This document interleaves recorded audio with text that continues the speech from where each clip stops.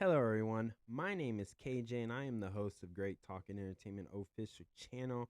And today's video is an honor to have, for the first time here on Great Talk and Entertainment, not just one guest, but two special guests who are Joe and Lauren, who are also married to each other. And we had such an amazing conversations that I hope you guys, the viewers, enjoy. Because we obviously talked about cosplaying, Marvel Comics, we talked about Star Wars, He-Man, and the whole universe of that franchise, and so much more. And I hope you guys enjoy this video. But before you get to it, could you please subscribe to my YouTube channel, Great Talking Entertainment official channel? I truly appreciate that, guys, and enjoyed the video. So, since we had Halloween, I just got to know, guys, what was the Halloween costume for Halloween? So it's funny because we don't go as big for Halloween as we do for cons. So I was Daria from that like 90s, cartoon. Oh yeah, And on MTV. and I went as the Bandit from Smokey and the Bandit, 1977 movie, definitely a Gen X type movie. I have the bandit jacket, the cowboy hat. It's nice and low key, nothing too crazy. It's a lot to get into cosplay gear, and walking around with the other parents that are not as crazy as we are with it. And like embarrassing your elementary schooler.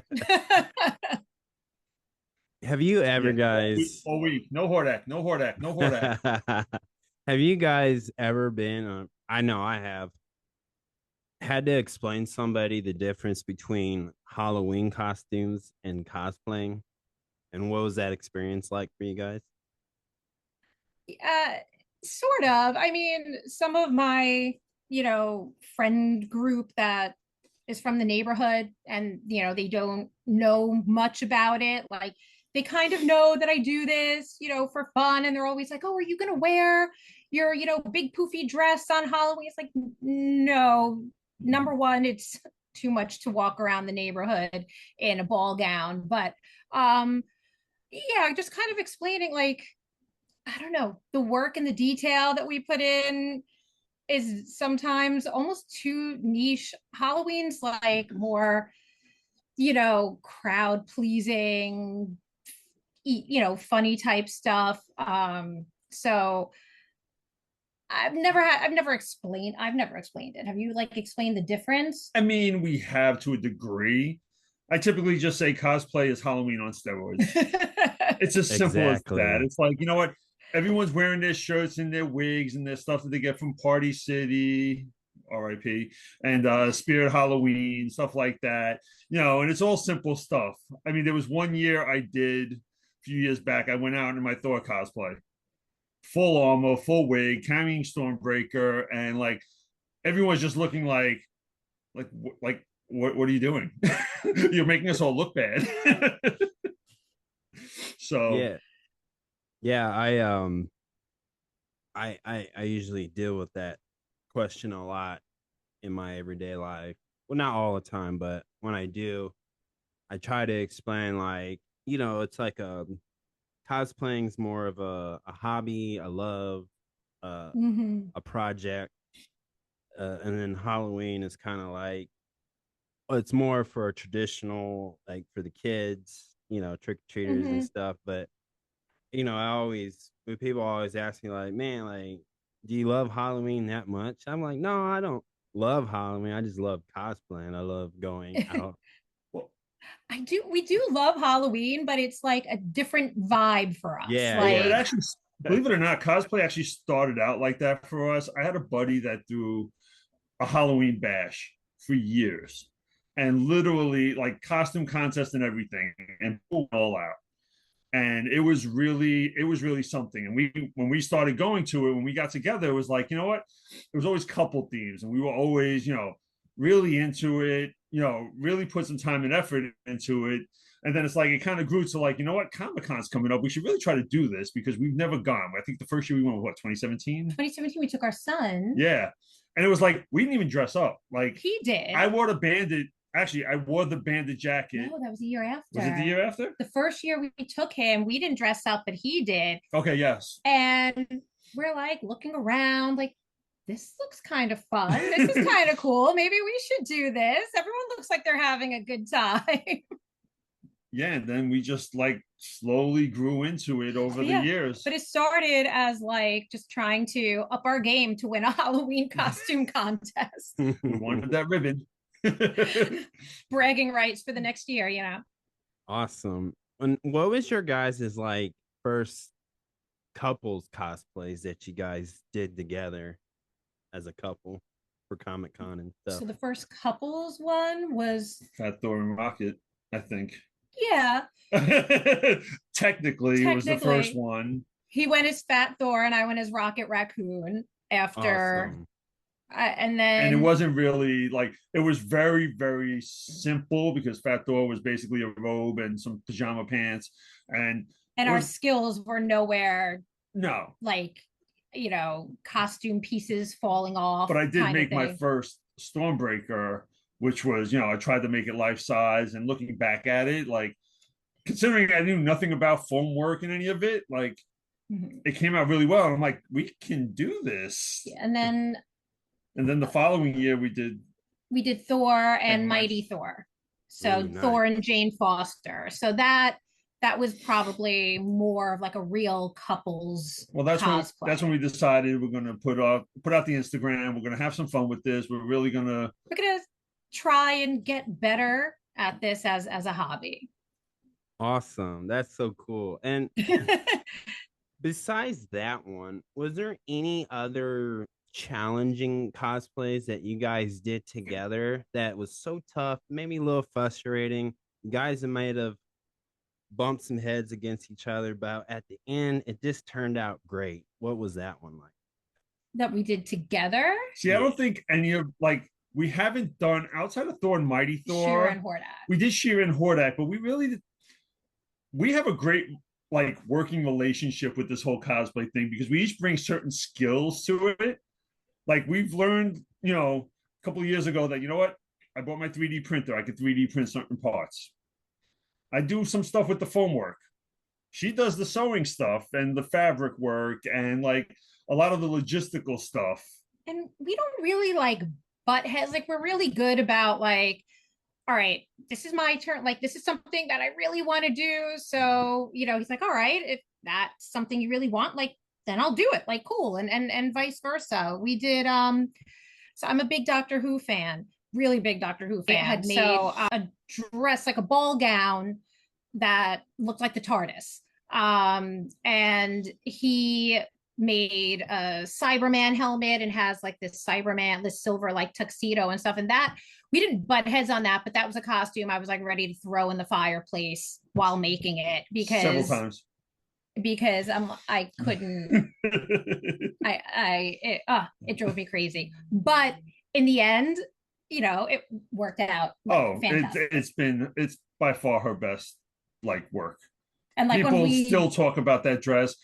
Our daughter's friends' parents like have seen it on TikTok and on Instagram. Like, wait, I saw you. Is this like? Do you have it? And she gets like mortified when people people outside the bubble in the real world see it. Like, yeah, but our butting heads isn't over like what we're doing specifically. It's like we get frustrated in the making of it, and we need to talk each other down off the ledge. Yes, because like I'm never doing this again, and then you know a week later we're like, okay, back to it. Figured it out. We're good. Oh yeah, I totally get it because you know it's like art. It's like art. It's like your art. It's your imagination, and you know, when it comes to sewing, how many times can you explain like the times you probably accidentally like pricked yourself a little bit through that? Like, how do you get through that? How did you learn to avoid to do less of that? I don't know because I'm still doing it. So if you figure that out, I'd love some tips. I had something that I had to hand sew recently, like the entire thing, because the fur was like too thick to get through my sewing machine. And yes, it's lots of, I'm like, I really need to invest in some like thimbles or something, because this ain't it. But I mean, it's practice. Like, I the first thing I ever sewed, I had no idea how to even, I didn't know how to thread the machine. It's a lot of watching YouTube and, people who are a lot more experienced than me, and, taking their tips and stuff. But I mean, I think crafting and creating, I don't think there will ever be a time when there's not a little bit of blood, sweat, and tears poured into it, because I feel like it's part of the process. No matter how experienced you are, I think there'll always be some of that quality. I think that's what makes it maybe special and unique. Awesome. And for you, Joe, what was it like the first time using your 3D printer versus where you're at now with it? So it was a learning curve. Um, you know, just trying to figure out where to get the files from, because I still haven't learned how to create my own files. So I'm using, stuff I see on websites like Thingiverse or Cults 3D. Or I do print a lot of stuff from Yosh, who's a Patreon I subscribe to, puts out great stuff.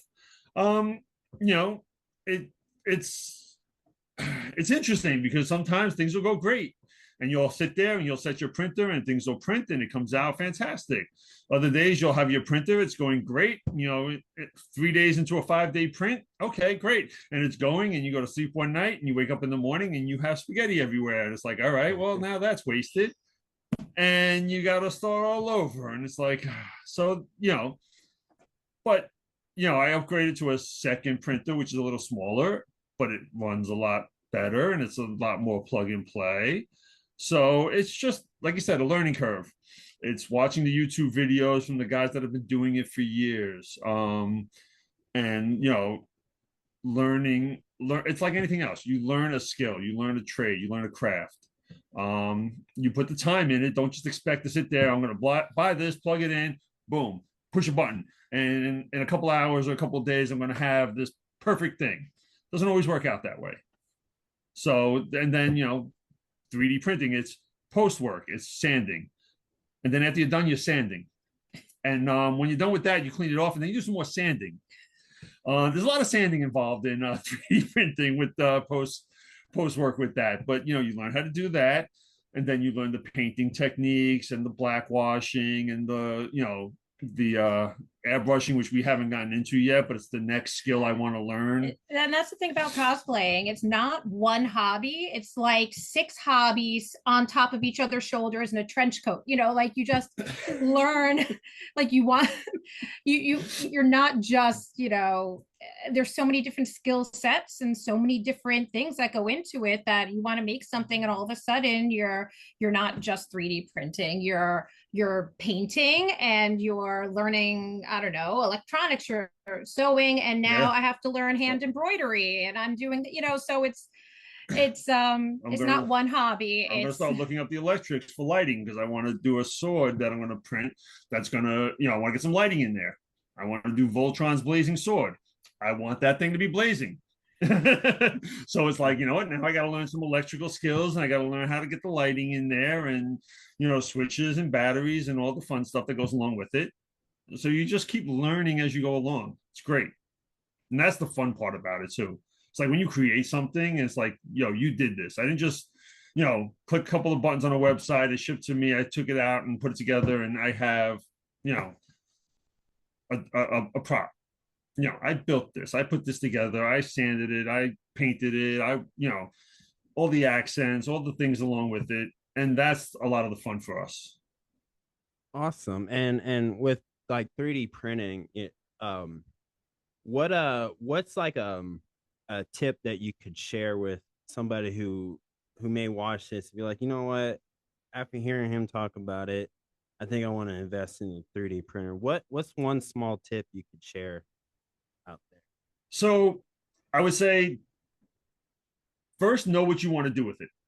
What are you looking to print? Do you need a bigger printer with a bigger space? Or, is it something that you just want to print little small things, little weapon parts that you'll put together? Um, know what you want to do before you invest in something, because you might not need a giant printer. You might not need the most expensive printer. Like the one I have now is a pretty basic, but it gets the job done. Um, so definitely look into it. Look into the process behind it. Look into what you're going to need. Like the different types of filaments. Different types of filament. Yeah. What kind of filaments do you want to use? What kind of props, how strong do you need the props to be? Because that'll go into how much infill you're putting into a filament. Helmets, learn how to size your helmets. Like there's a lot of stuff. Like it's not just, like I said, plug and play. There is a lot of research in it. And you just sit there and you watch videos and you watch tutorials and you see what other people have done. Like I can name off, 5 different guys that I watch on a regular basis on what they do with their print, from Frankly Built to Uncle Jesse to Darkwing Dad. Like I've watched all these guys do their prints, different tricks, and I've watched them evolve along the way. So they've done all the grunt work, so now I'm just like learning everything that they've done. And like, could you say like do your research? Yeah, do your research. But it's easy to say do your research without actually, like what's involved. Like it's not just looking up a couple of videos and seeing, oh yeah, here's an unboxing and here's what they do, and it's boom, done. No, because there's a lot of stuff that goes along with it. A beautiful awesome thing for for cosplay, especially. It's been really good because people can make more realistic looking props and stuff like that. So it definitely has helped the community. Now that it's more mainstream and it's not like you can go to your local Micro Center, or I think even Best Buy started carrying them, like, and buy a 3D printer and you can start making stuff, and it helps. Otherwise, not everyone has. Also, not everyone has the space to put them in. Not everyone has the, like you need an open space. You need something. They do put out fumes. You need to make sure that you're not, Not everybody wants to take the time.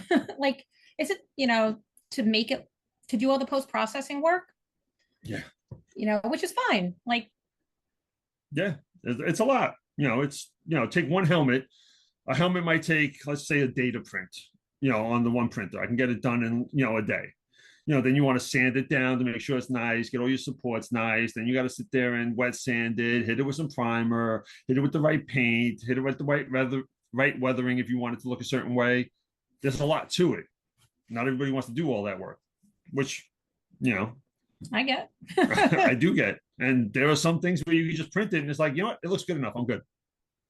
Awesome. What like for you guys, do you find days or weeks or months or whatever time you have, you find you're more creative at? For me, it's like when I wake up, I always like to wake up early in the morning, even on my days off.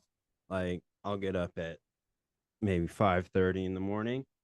And once I start drinking coffee, I'm just having I have all my creative brain just starts going, and I start making TikTok videos and making fan theory videos for here and stuff. So what's the time and place for you guys, even visually? Where do you guys find your creativity from?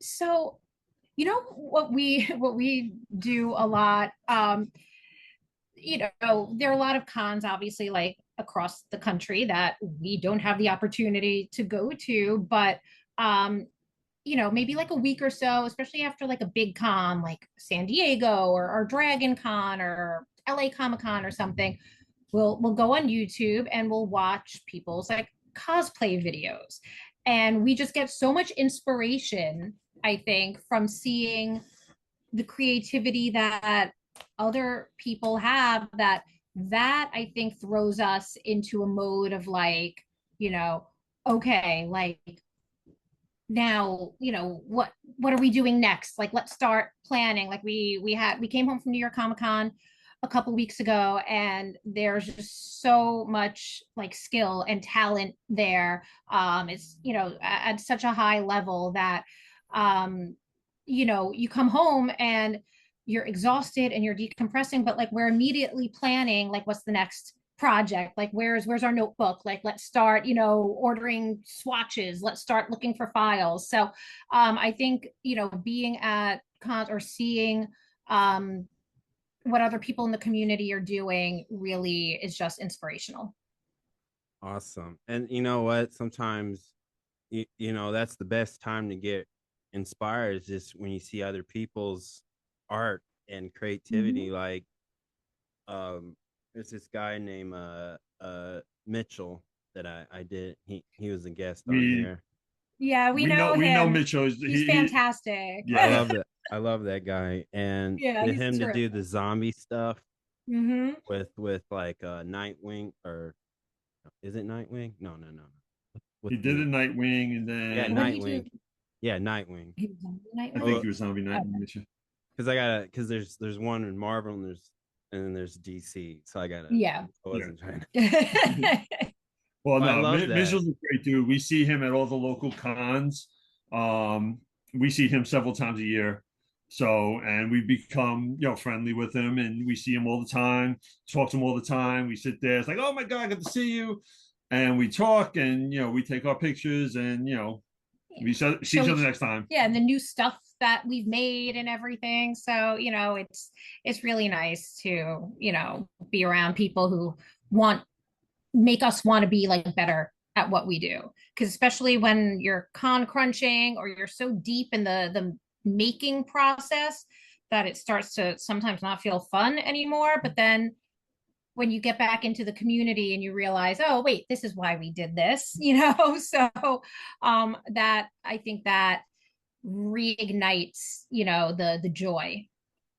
Oh yeah, and I noticed that you when it comes to meet and greet, you met some celebrity actors and actresses. Is there any one particular that you just was super starstruck that you just like, ooh, you get nervous, a little sweatiness, maybe you're just I like, mean, ooh. look, I've met enough, like, I'm in the restaurant business, so I'll run into, like, I guess famous-ish people. I've met, you know, my share of actors and actresses and sports players. So I don't know necessarily that I get starstruck, so to speak.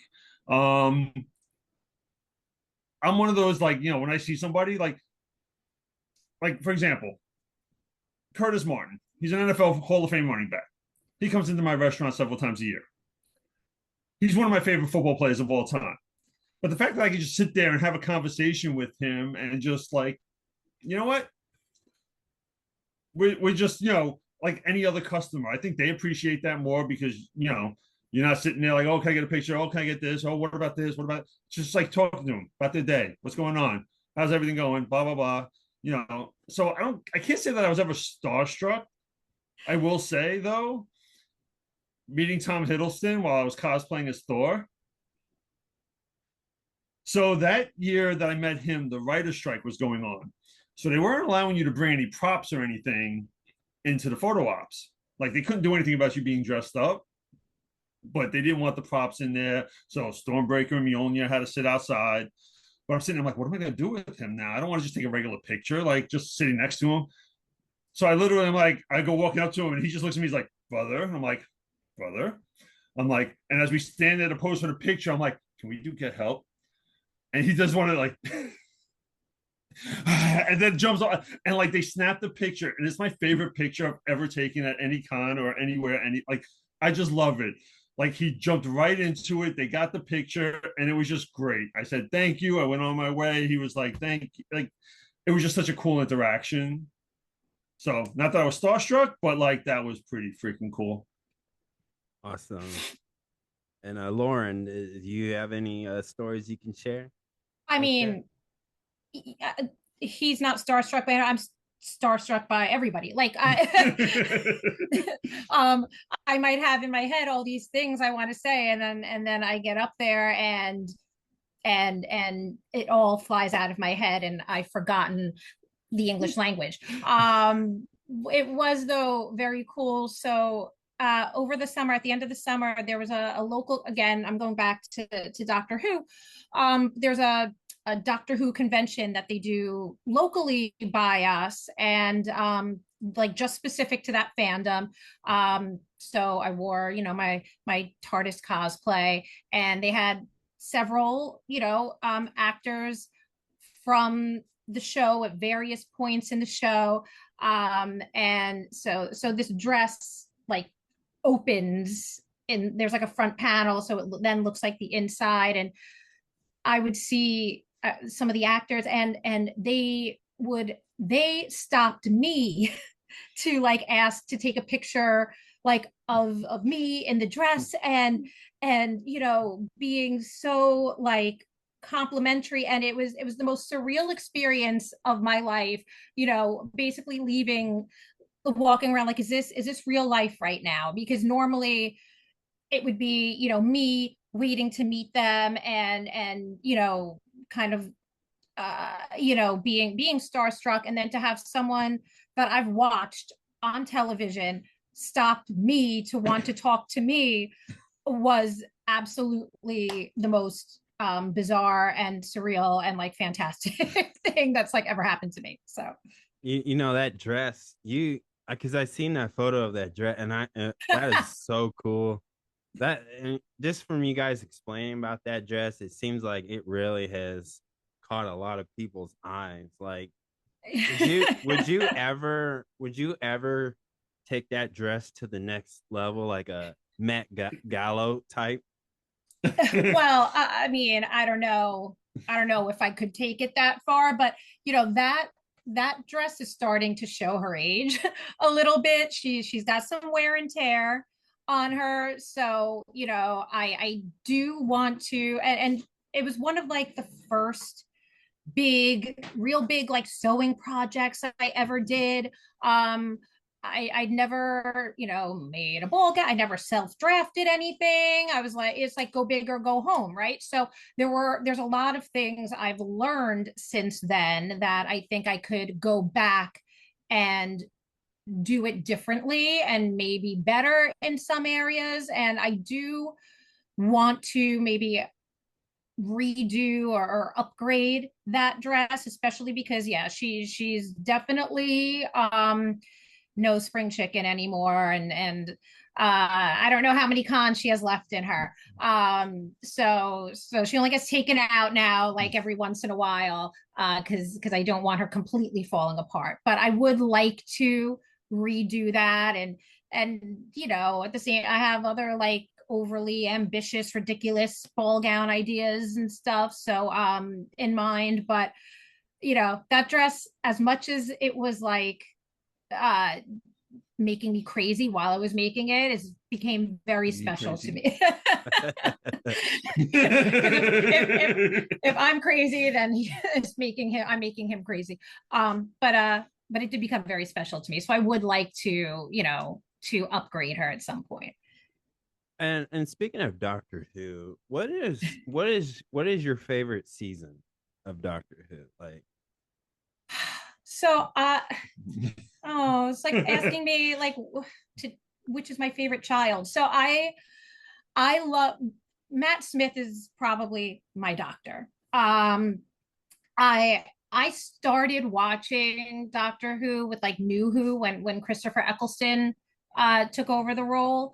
So I've been following all the new doctors, but something about Matt Smith's doctor, just like I really connected with his seasons, and I I love those super convoluted storylines, and you know, his, you know, with all the River Song stuff with him.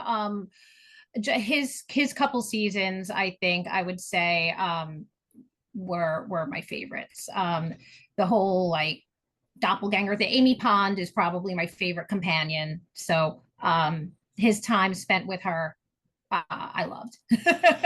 awesome. I agree. That's when I kind of, that's when I started watching it, and Okay. then I an older gentleman told me about, oh, you need to watch this Doctor Who in this time. And I was like, oh, okay, I'll check it out. And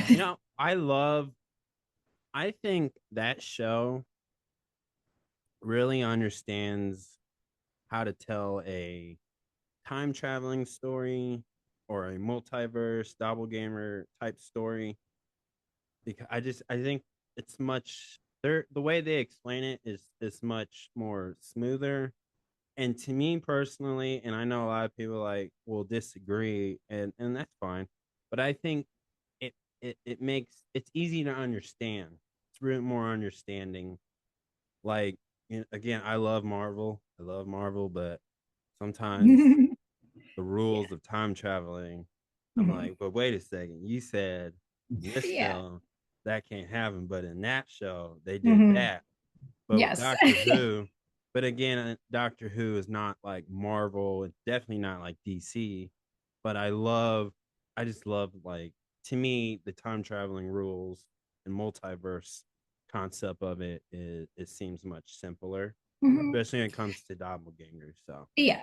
And like as big a part of the show as the time travel and the space travel is, it that's not, that's just a backdrop to, like, it's a story about relationships, and it's a story, about um the effect that people have on each other's lives. So it's almost like the time travel stuff is secondary to all of that. So and that's really what I love about it. So do you guys collect any items or from Doctor Who, like Funko Pops to statues in general? Like, So we're not huge collectors of stuff. We have some pieces from some things, and we'll get some stuff here and there, but like we never really like went into collecting. Like there was just one, there's just only so much space we have in our house, in our shed, and our lives to sit there and collect stuff. Like I do have some stuff I've collected along the way, and but when we go to cons and stuff, or we like look around, it's like, do I really like? What am I gonna do with that? Like, or where am I gonna put that? Like, we just never really got into the collecting thing. we'll get photo, like if we, if there's an actor celebrity there, we'll take photos and have like the memory. We've started getting like autographs on one of our helmets that's hanging up back Yeah, the there actually. Cyberman helmet. So we're collecting the actors autographs like on that helmet. But as far as like, like pops or things like that, Yeah. if someone's given them to us, like, cool, great, but we're not necessarily going like out of our way for that stuff right now. That being said, if there's something that I see that I like, I will buy it. Like I do have a Voltron pop that I saw, and I'm like, yeah, I kind of need this. Or I saw the Smoking the Bandit pop. I'm like, ooh, the Bandit. I need this. You have a bandit? I have a Bandit pop. I didn't even remember that. I have a Bandit pop. So it's like, we get, well, if I see something that like, relates to one of us, or like really something that, yes. But it's not like we're collecting all the all the Doctors pops, or, we don't have a Dalek pop, we don't have a Cyberman pop. Like at some point, it's like they're just going to sit in a box and sit in the corner of a shelf, or like I have enough stuff now trying to figure out where we're putting all the stuff on 3D printing, let alone finding a shelf for pops and, statues. Or I know like everyone's got their thing, and I would love to be able to have all of it. oh, same I here. do have a Same dozen here. lightsabers up in my attic, though, so there is that. And just let's go to Star Wars. What's your guys' opinion on the current Star Wars? How do you feel about it, and what would you like to see happen in the Star You, Wars franchise? you wanna take that one, Dave? Like How much time do we have on this show here? Because this could go a while. They've done some good stuff and they've done some bad stuff. The new movies, I am not a fan of. The episode 7 was basically an upgraded remake reboot of episode 4. Like that's all it was. Add a few new characters, but the story is the same. The super weapon's the same. The enemy's the same. Like So as far as Star Wars is concerned, I'm a big expanded universe fan, which they now call Legends. I got into it years ago. I've read probably 150 to 200 of the novels, and I have most of them. Um, I didn't like what they did with the movies. I understand why they did certain things. They wanted to, keep the big three, Luke, Leia, and Han. They wanted to keep Carrie Fisher and Harrison Ford and Mark Hamill in the movies, but that should have been done 20 years ago, not now to keep them in it. They have a whole big thing, a whole big because one of the biggest problems with the expanded universe, it was just a mess. Too many writers, too many things, too many, contradictions. Clean it up. Take some of the characters that you have. We didn't need a female Luke Skywalker when we had, you could have had a Mara Jade. You didn't need to bring the Emperor somehow returned. No, we didn't need that. When you had a Thrawn, when you had the Yuuzhan Vong, like you had characters and things you could have done. So that being said, I enjoyed The Mandalorian. I enjoyed The Acolyte. Andor's fantastic. Oh, I love Andor. Like they've done some really good stuff with the shows. Not so much with the movies. Rogue One was really good. Rogue One was great. And as much as it gets hated on, I actually really enjoyed the Solo movie. I did too. I actually really enjoyed the Solo movie. I know it gets hated on, and I know it's like the one nobody talks about with the new stream of movies, but like they did I thought they did a really good job on that. But that's what they should have done with 7, 8, and 9. Recast Solo, recast Lando. Anybody can, no disrespect to Peter Mayhew, but anybody can put on the Wookiee suit and become Chewbacca. Like you could have done these things. And now who knows where they go from here. Yeah, I agree with you on that. I really agree. And to me, I'm more of a like, I wish they just focus on the Skywalker family. Like I love Darth Vader is my all-time favorite villain, person, story arc. Like he gets it. I see why George Lucas made him quote unquote the chosen one. And I totally get it. I liked seeing the Ahsoka series because it really, that was another good one. I just love, my favorite part is when Ahsoka was having her moment with Anakin, and I was like, oh yeah, this is what I needed. Closure. This is what I needed. This is what I needed to see.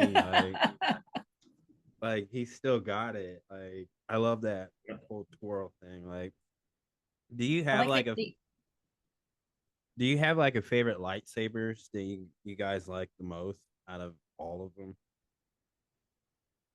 I mean, I don't know if I have a favorite because I started off buying the Force FX lightsabers, and like I said, I have a dozen of them upstairs in my attic. I have Darth Maul's blade that I got signed by Ray Park. One of the first times we actually went on a semi-date. The first time we actually hung out together. A lifetime ago. Like we met at a mall over by us where Ray Park was doing a signing. He was doing a signing for the G.I. Joe movie when it was coming out because he was Snake Eyes. And I had the Darth Maul lightsaber, so I got that signed. God, that was like 17 years ago. Yep. So, I mean, that one holds a special place in my heart. And then the one I built down in Disney because I built a lightsaber. Are you kidding me? I went down to Disney. I flew the Millennium Falcon and I built a lightsaber. If I had died after that week, all right, I'm good. I'm okay with that because you know what? I flew the lightsaber. You flew the lightsaber? I mean, I flew the Falcon and I built the lightsaber. Thank you. See how excited I was? You flew the lightsaber. I flew the lightsaber. I built the Falcon. I mean, whatever works. So yeah, the one I built is probably the one I use the most and carry. It's the one I carry around when I do cosplay as a Jedi. I'll use that one because it's my own. and then like I can sit there and buy lightsabers all day long. Like you go to the con and you see Vader's vault and ultra sabers, and it's like, ooh, I want that. Ooh, I want that. Ooh, I want that. Once again, how many how many lightsabers can one person own? There's no limit. There's no right answer to that question. In my heart, there's never a limit. Sometimes life just won't let you at the moment. Yeah. Sometimes life will let you do that. I come to some serious money. I won't have lights in my house. I'll just have lightsabers. And it's like, this is the orange room, and that's the yellow room, and that's the blue room, and that's just the lighting we have. It's just lightsabers. Just lightsabers. When it comes to Marvel, we know we're getting an Avengers Doomsday. What is someone you would like to see, or is this something you would like to see happen in that film without just guessing?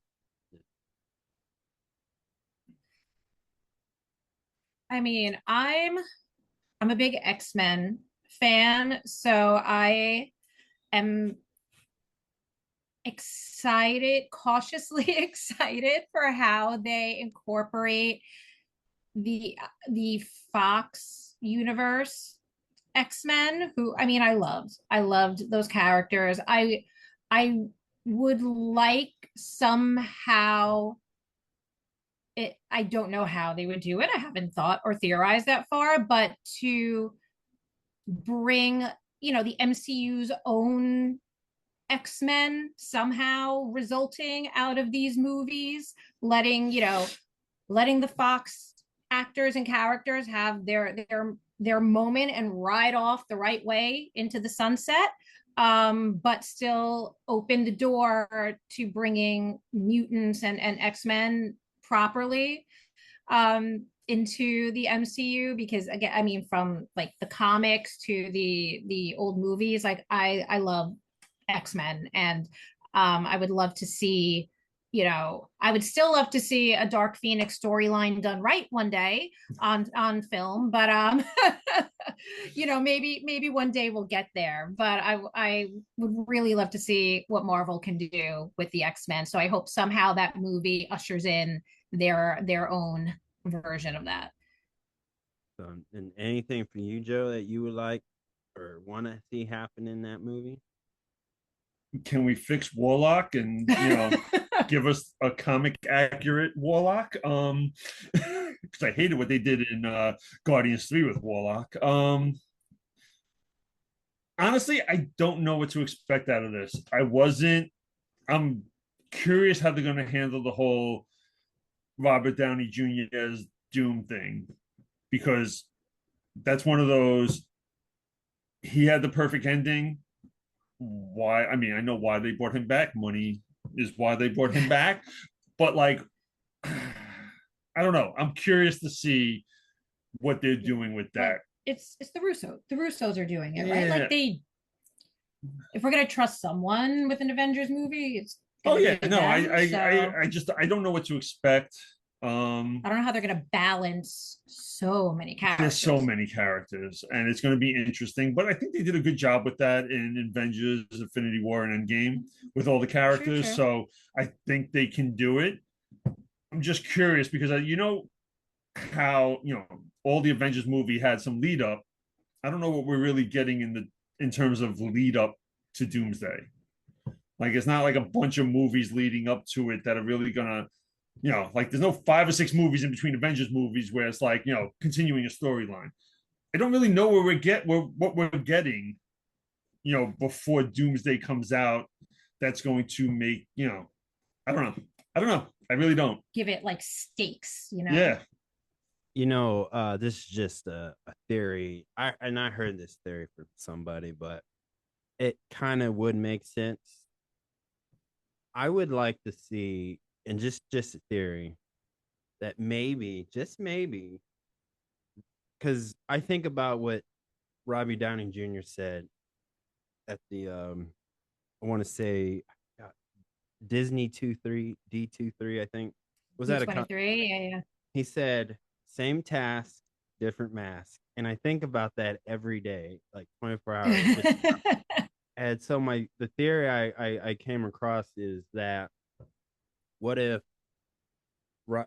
Tony Stark, right? What if Victor Von Doom he's on that spaceship in the Fantastic Four, and he looks and sees Tony Stark and says, wait a second, that's my face, but that's not my name. That's not my last name. That's not my parents. Who is this? So in theory, I think Tony Stark, Iron Man of Earth 616, the MCU, is a variant of Victor Von Doom. And I think it's gonna I think that will lead him up to convince the Fox X-Men to say, wait a second, this guy's a hero. And he's saying the Avengers in Earth 616 are the bad guys. And that's how we get Avengers versus X-Men. And I think, in a way, if we did a send-off with the Fox, that's how you would do it, because we can't let Moon Knight get smoked by. We just cannot. That just cannot happen. I forgot to mention Moon Knight is so good. But so that's just a theory. No, that would work. That would work. I'm very curious to see. Hopefully they use Peter Parker, his relationship with Tony, and seeing his face on someone else. And they have a lot. They have a lot of good places they can go with this. So I'm trusting. I'm putting my trust to give us something good. Would you guys ever cosplay like the Fantastic Four, or maybe any other the X-Men characters?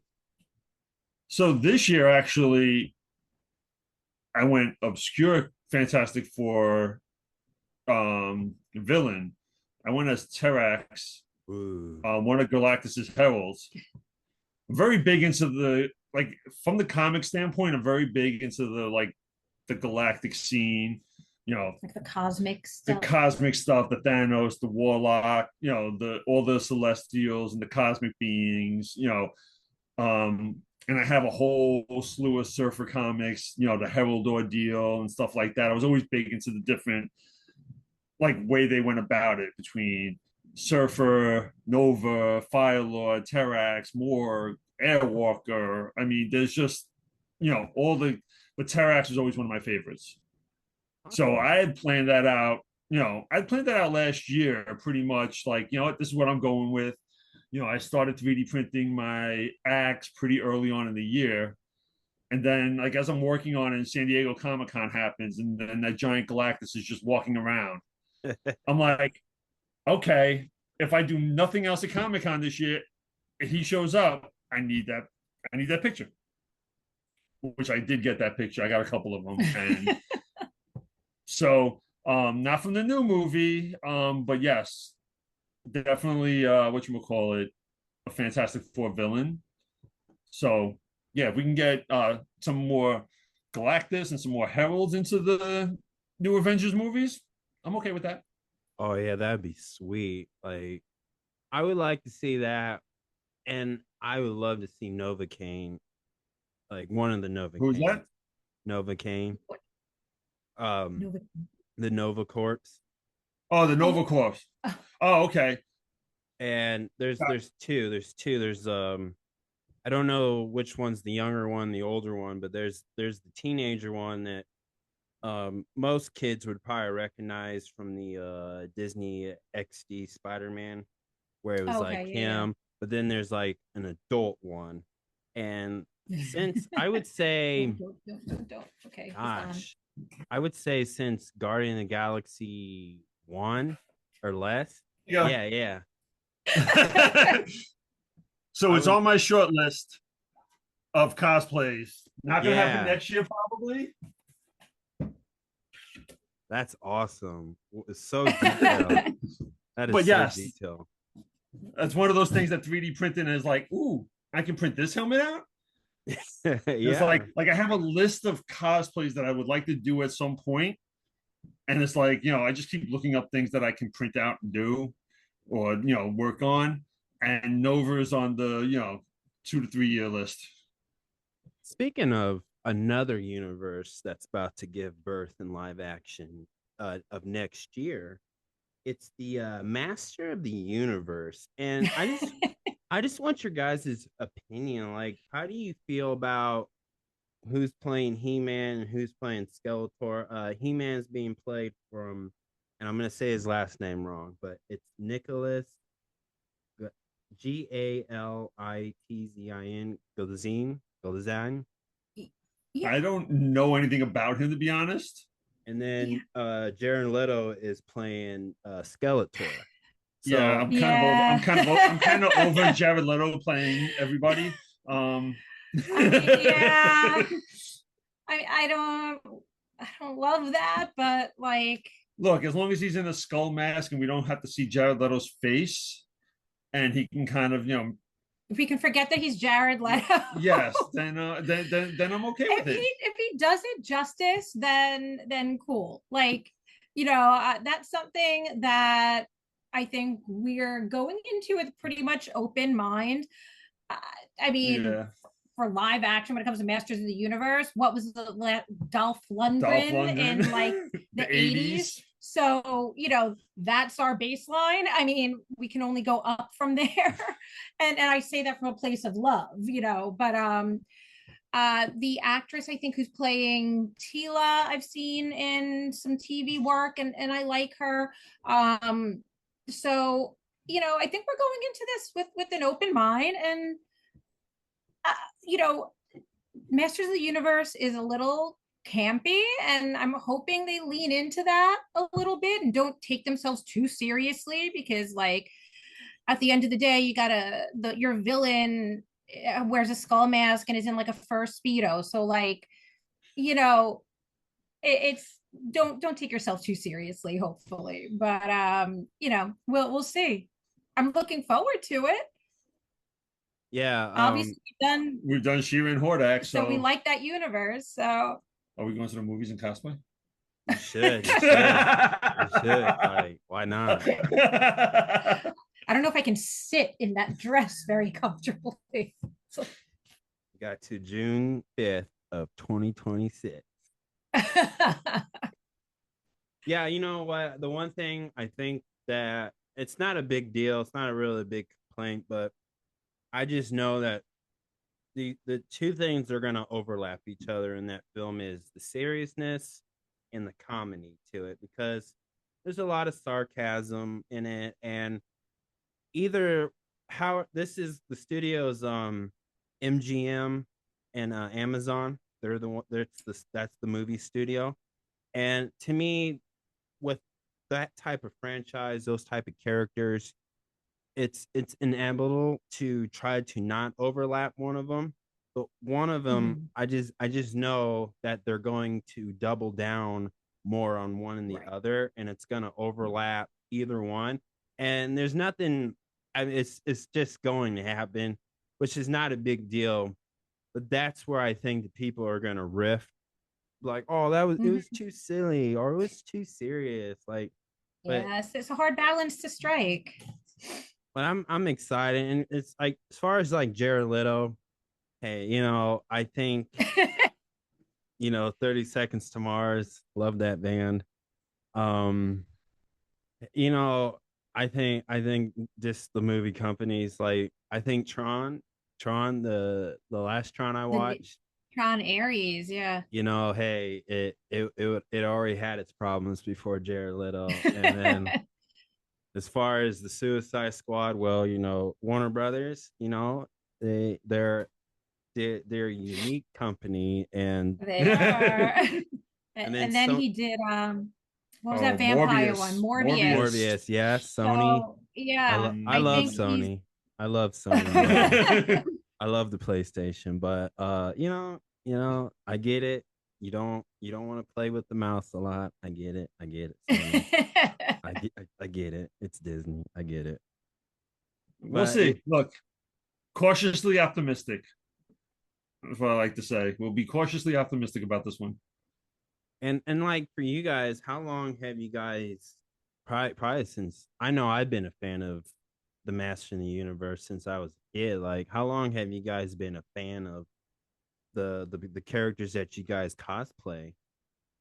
So Shira, I have been a fan of since I was a wee child, watching the original OG 80s version. I have like a core memory, at my fifth birthday party, a Shira showed up in my birthday party in my backyard, at the house we lived in at the time. My mom had Shira come surprise me at my birthday party. Like that's, was that was like a formative show, a formative experience for me as a child. So I've been a fan of that, for forever. And then, a few years back, they kind of rebooted it on Netflix, and that version is fantastic. And I got to watch that with our daughter, and it was really just really cool to kind of come like full circle, and something that was like so meaningful to me when I was a kid I can now share with her in a new way. So yeah, that forever I've been a fan. Awesome. Would you ever would you cosplay Mr. He-Man himself? Like, are you up for I it? mean, I don't have the body structure for He-Man. If I was going to cosplay somebody from He-Man itself, I would probably go with the more Man-at-Arms type cosplay. And if you were He-Man and I was She-Ra and they're twins, would that be gross? Yeah, it'd be a That would little be weird. gross. It'd be a little weird. Be a little weird. Like I didn't watch She-Ra the way she did. I was a young child. I didn't want to watch the girl version. I had the boy version. But when she wanted to do it, it's like, well, Hordak. Okay, I can be a villain. I like being bad guys. I get to have a big arm cannon. So yeah, it was, that's like his criteria for things. Does he carry a weapon? Then yes, I will do it. The bigger the weapon, the better. There you go. So it was definitely on my, growing up, my Mount Rushmore of cartoons. There was always the big four for me: Voltron, Transformers, He-Man, and Thundercats. I know G.I. Joe gets honorable mention in there as number 5. On the Mount Rushmore for me though. But that was, He-Man was definitely up there. Oh yeah, for me, it's those, and then like I gotta add the Teenage Mutant Turtles. Like, I love those. Like, oh no, I'm not. Listen, you know what it is too. I'm also a little older. I was born in '77, so I started to phase out of cartoons kind of towards the late '80s, early '90s. So I was aware of some things and I watched some things, but like it didn't really hit the same way. Whereas she's 4 years younger, so some of those Teenage Mutant Ninja Turtles were great. Don't get me wrong. But I also had the movies, that was just fantastic. Oh yeah. When they brought those to the live screen, like that was just amazing. Love that. So like the cartoons for me was secondary, and then Vanilla Ice did a dance, and then we were just golden. Go Ninja, go Ninja, go. Well, you want him to get more followers, not lose subscribers. No, I love it. I love it.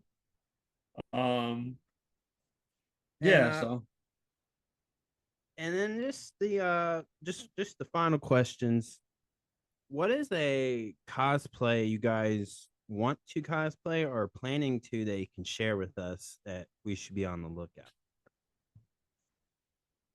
So you want like the dream cosplay, or what are our next couple of cosplays coming up? Whatever. Both, if you can. Yeah. So next year we're going with one of her, favorites again. It sounds like I control this whole thing. I really don't. So we're going to do Zelda and Ganondorf. Ooh, I have a Link cosplay costume. I got the wig. Well, I guess you're just gonna have to come and meet up with us. And there you go.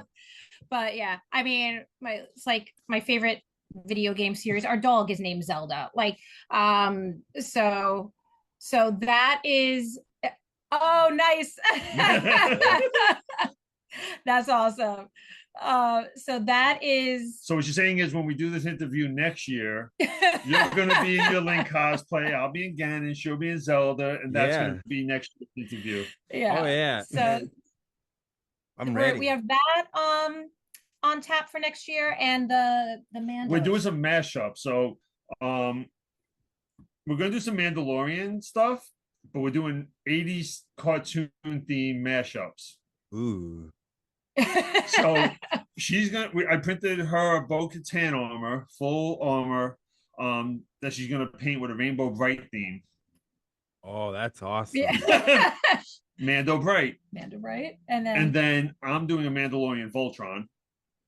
Okay, awesome.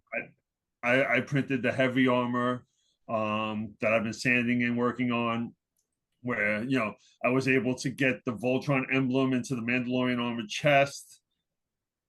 And it's just going to, I got some lion stuff that I printed out. I found toys, like replacement toy parts that I just sized up and carved out enough in the slicing thing so that I can wear parts as like my foot armor is going to have lion heads on the outside of it. My gloves are going to have lion heads on it so that, it gives it the full on, Voltron effect.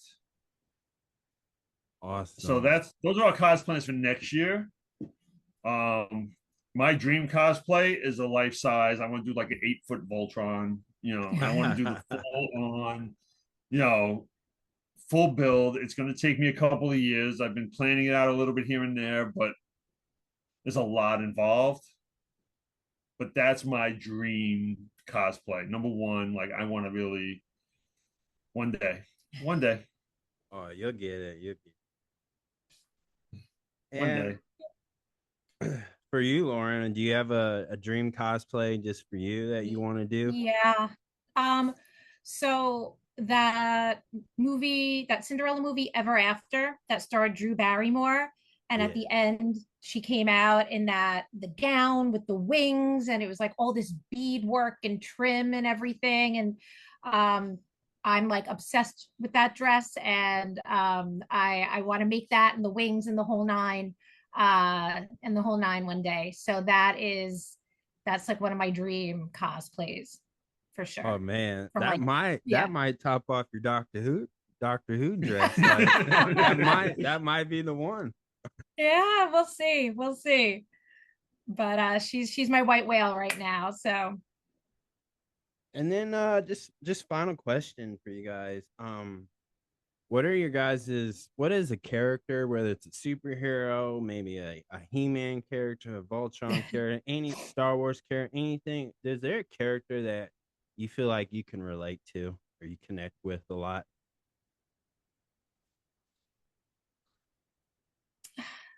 I mean, I don't know.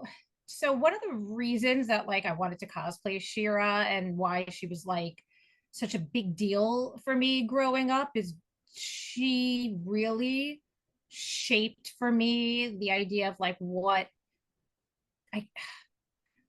feminism or what womanhood could look like. Like you could be strong and you could be a badass and you could stand up for what's right, but you don't have to give up being being feminine or being you can be all these different things at the same time.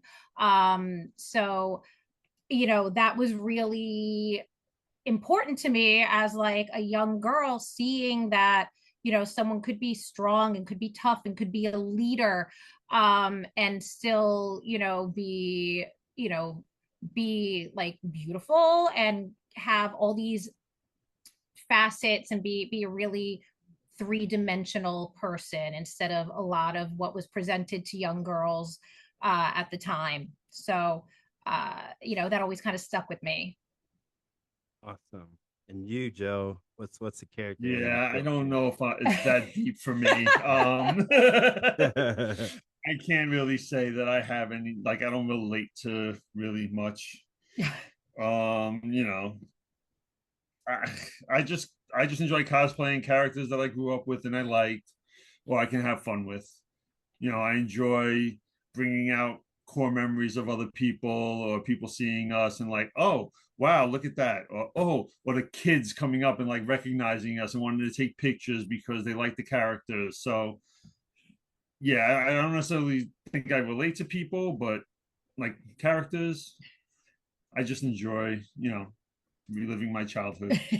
There you go. And that's a good answer too. Cause like again, like cosplaying, it always everybody has a reason why they cosplay, or everybody has a reason why they like to whether do the good guys, the bad guys, robots, anything. It's all what you desire, what's in your heart, and it always brings up good memories. So, but thank you guys so much. Thank you for having us. Thank you so much. If people want to follow you guys, where should they follow you at? What social media should they be looking you guys up? We have TikTok and we have Instagram at Nerds in the Shed. We're in our shed. This is where we do our work. We're just a couple of nerds doing it all. Awesome. Awesome. Well, thank you guys. Please subscribe to my YouTube channel, Great Talking Entertainment official channel. Subscribe, hit that notification button so you can always be updated with all my latest content. Thank you guys and peace out.